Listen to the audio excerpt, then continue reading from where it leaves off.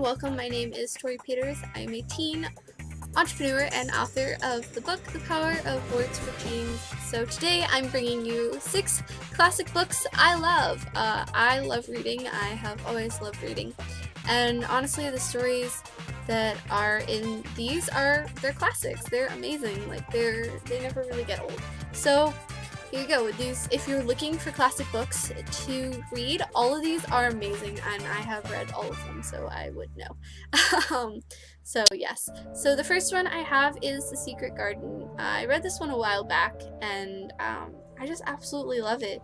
The story itself is just beautiful. It's about this little girl who finds a secret garden, and it's got all this backstory that goes along with it, where the garden came from.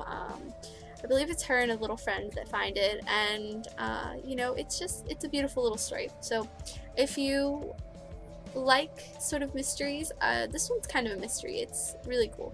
So yes, you should definitely check out The Secret Garden. So number 2 is The Great Gatsby.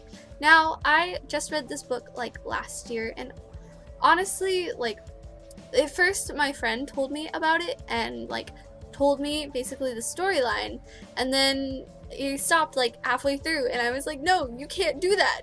I need to know what happens. So he did a really good job of telling me the story to begin with, and then I went and I finished it, and I wasn't okay with the ending at all. Like, it made me kind of mad, but it's a really good book, and it really makes you think, and I think that's what the author was intending. So in doing that, it makes you think. So I personally wasn't a huge fan of the ending, but the story itself was really good and really amazing, and it was just a beautiful story. And honestly, it would be like the coolest.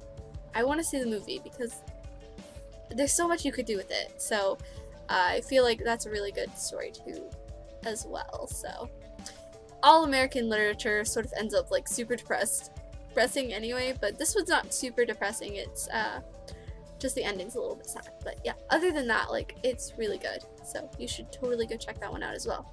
Now, number 3 is The Screwtape Letters. Now, if you know me, anything by C.S. Lewis gets like an automatic A+.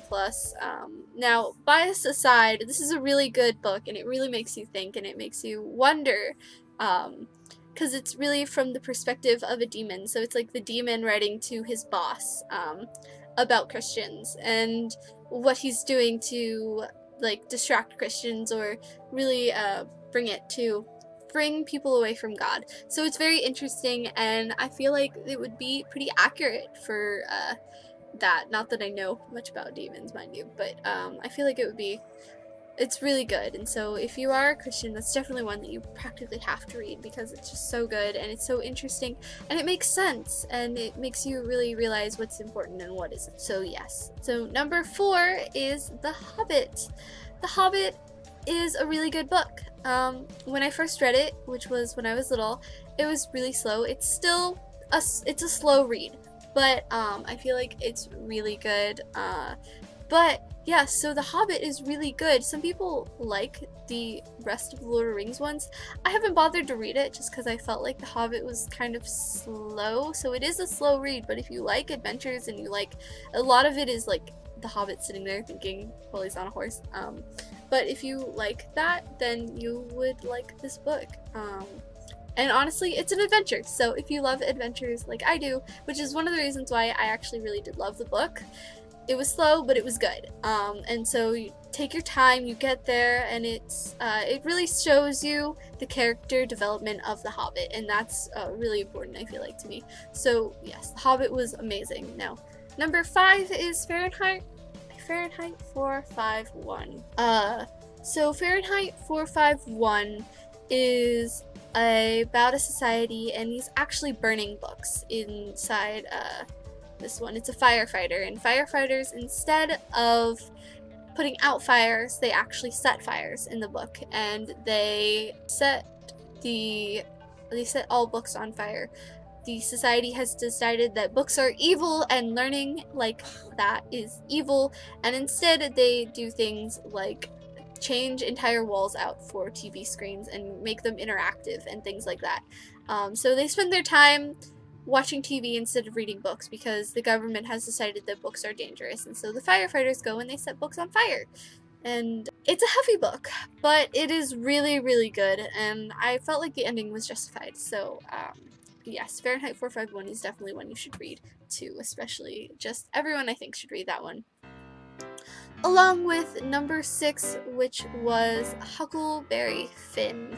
Yes, Huckleberry Finn is about a little boy who is trouble.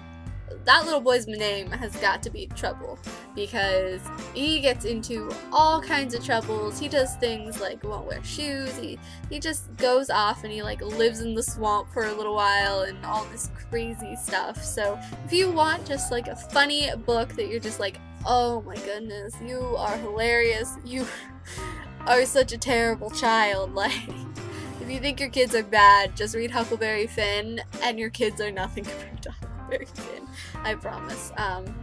So yes, those have been the 6 classic books I love. I totally recommend all of these, so if you're looking for classic books that you haven't necessarily read yet, this is definitely a good place to start. And I have a few others that I don't necessarily love, but I feel like everyone should definitely read. So maybe I'll make that a list as well, and so I hope you guys enjoyed these. I know these videos don't get like a ton of views, but I also am making them for myself more than anything else, because I just feel like I should share like books, because I love books and they're amazing, and yes.